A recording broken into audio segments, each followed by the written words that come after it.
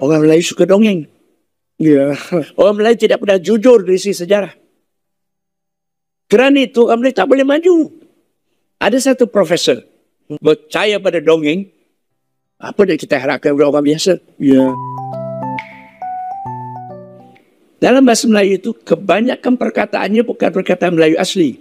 Sekitar bagi saya 60% perkataan asal Sanskrit. Sanskrit itu bukan terus datang dari India, tapi juga melalui tanah Jawa. Jawa ini sangat penting. Bukan Jawa moden, Jawa kuno. Kenapa Jawa kuno? Kerana Terengganu itu adalah wilayah atau koloni budaya Jawa. Kelantan koloni budaya Jawa juga. Dan Sriwijaya. Sriwijaya, Palembang pun ada dijajah Jawa juga. Jadi pengaruh Jawa kuno itu, saya bukan Jawa, saya Melayu tulen. Tapi yang benar harus dikatakan benar. Itulah pernyataan terbaru dari Dr. Ahmad Adam. Dia salah satu cendekiawan Malaysia yang sangat jujur dan konsisten. Walaupun bukan orang Jawa, Ahmad Adam mengakui besarnya pengaruh bahasa Jawa kuno dalam bahasa Melayu. Dan peradaban Jawa kuno pun berpengaruh besar di semenanjung Malaya. Pernyataan Ahmad Adam itu tentu saja merupakan tamparan keras bagi kaum Melayu negeri Kasino. Selama ini para profesor Malaysia merasa sok paling Melayu. Semuanya pun dianggap Melayu. Tapi mereka sebenarnya sedang berusaha menyembunyikan semua aib negaranya. Mereka menyadari adanya kelemahan negara Malaysia yang amat mendasar. Malaysia jelaslah negara yang tidak didirikan dengan cita-cita yang jelas. Malaysia bukanlah negara yang diimpikan kaum Melayu Malaysia. Malaysia hanyalah negara buatan British. Konstitusinya pun dibuatkan British. Karena Malaysia hanya negara buatan penjajah dan bukan cita-cita kaum Melayu, maka mereka pun tak mampu bikin lagu kebangsaan sendiri. Pahlawan mereka pun adalah tentara British. Hal ini jelas amat memalukan. Malaysia juga gagal membentuk satu bangsa dengan satu bahasa. Bahasa Melayu Malaysia tidaklah bermartabat.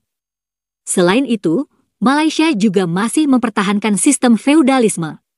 Institusi sultan-sultan Melayu yang dulu memuja penjajah masih dipertahankan. Hal ini juga amat memalukan bagi generasi muda Melayu negeri Kasino. Sebagian negeri di semenanjung berusaha menerapkan sistem hukum Islam. Tapi nyatanya, perjudian dan kasino dipertahankan oleh Malaysia. Hal ini jelas membingungkan.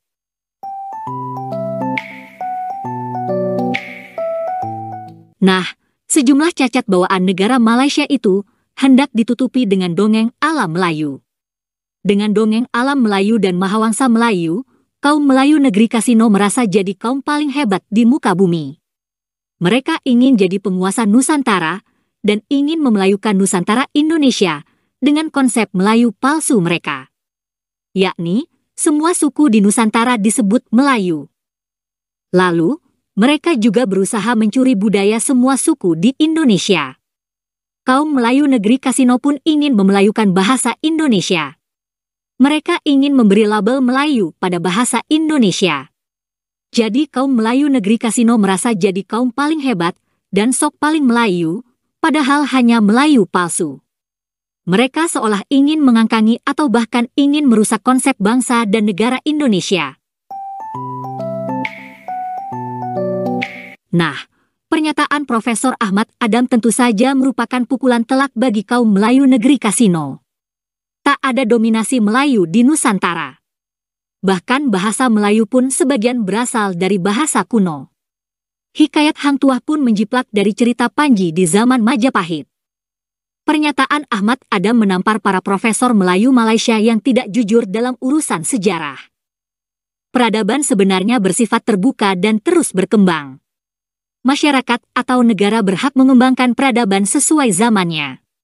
Bangsa Indonesia mengembangkan bahasa Indonesia, dan itu adalah hak bangsa dan negara Indonesia. Kaum Melayu Malaysia yang gagal memartabatkan bahasa Melayu tak boleh iri mengenai hal itu. Nah, berikut ini adalah pandangan Dr. Ahmad Adam mengenai bahasa Melayu dan hikayat Hang Tuah. Dalam bahasa Melayu itu, kebanyakan perkataannya bukan perkataan Melayu asli. Sekitar bagi saya 60%. Maksudnya Perkataan asal Sanskrit. Oh. Sanskrit itu bukan terus datang dari India, tapi juga melalui tanah Jawa. okay. Sebab itu kalau mengkaji bahan-bahan sejarah purba Melayu, purba dalam kata sejarah lama Melayu, elemen Jawa ni sangat penting. Bukan Jawa moden, Jawa kuno. Sebab cerita hikayat Hang Tuah, bukan Hang Tuah ya, itu sendiri pengarang itu dipengaruhi oleh cerita hikayat Jawa. Jebat itu perkataan Jawa kuno, artinya wangian. Kasturi itu juga artinya wangian, Jawa kuno juga. Tua pun tak wujud lagi perkataan tua tu. Yang wujud ialah Tuha. Tuha itu artinya ketua. Orang yang menjadi pemimpin. Yang jadi pemimpin. Sebab itu sampai hari ini orang Melayu hormat orang tua. Perkataan Tuha itu digugurkan H. Ha tu, bunyi ha, menjadi tua. Kalau mahu, jadi mau. Banyak lagi lah. Saya ini sering mengkritik tu isu ini sejak 2016.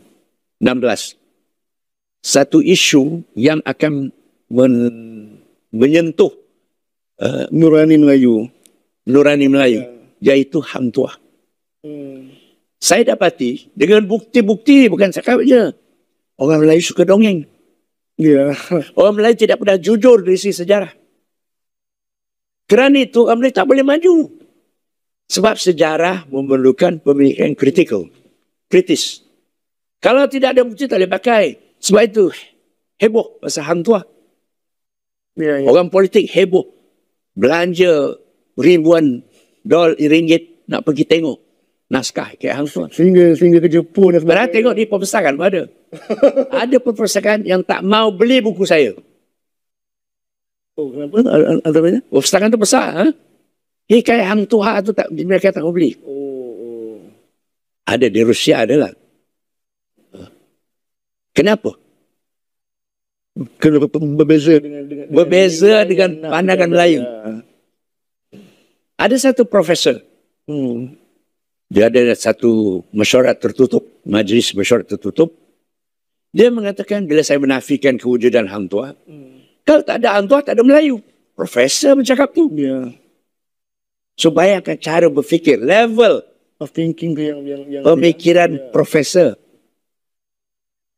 So kalau orang yang dikatakan cendekiawan bercakap macam itu, berfikir cara itu, percaya pada dongeng, apa yang kita harapkan dari orang biasa? Ya. Untuk menamakan jalan-jalan Melaka, tak perlu nama Hang Jebat, itu palsu. Nama Jebat itu palsu. Tak perlu nama Jalan Hang Kasturi. Tak wujud ni watak-watak ini. Tapi namakan misalnya nasionalis Melayu. Ya. Yang memulakan gerakan kebangsaan Melayu. Kenapa tak buat?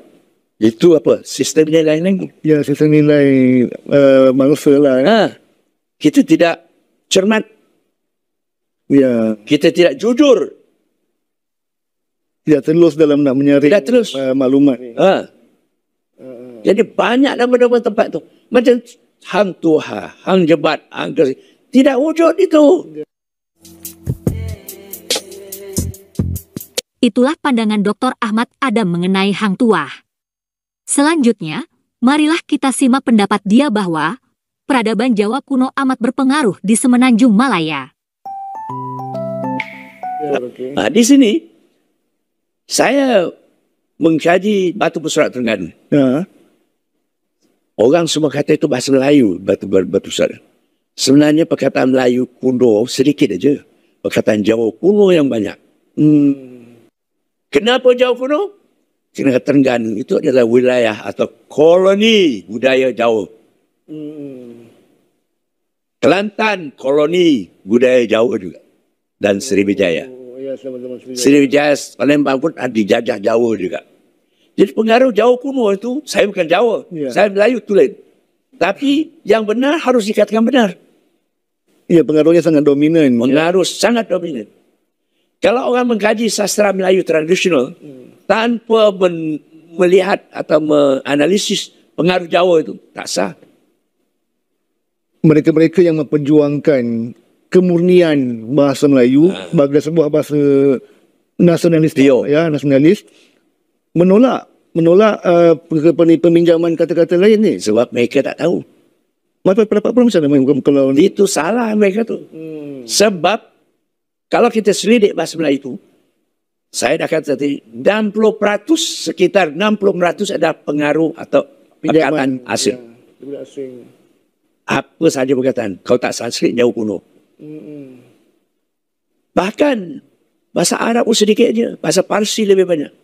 Ke era nasionalis seperti Burhanuddin Hilmi semua, dia menyatakan konsep Melayu Gaya yang siapa-siapa yang duduk di tanah Melayu ni dipanggil Melayu. Berbahasa yang sama. Dan Indonesia pun buat benda ni. Tapi apa yang menyebabkan kita tidak dapat nak buat polisi macam ni? Ini satu nilai Melayu lagi. Orang Melayu buat apa-apa tak pernah sampai putus. Tak pernah sampai habis maksudnya? Tak selesai. Benda tu sudah ada dalam perlembagaan. Mesti ada satu bahasa kebangsaan. Satu sistem persekolahan. Tapi tidak dilaksanakan. Dan Melayu ni bangsa yang hati-hati. Kalau laksanakan nanti bergaduh. Jadi kita gagal. Saya dah sejak saya muda, saya bertegas mesti bahasa kebangsaan itu diutamakan. Dia mesti ada satu jenis sekolah kebangsaan. Swasta tak pakai.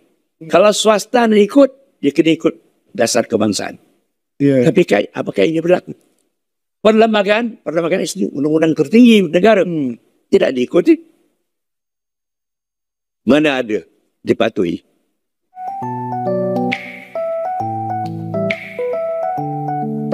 Itulah pandangan Ahmad Adam mengenai bahasa Melayu dan hikayat Hang Tuah.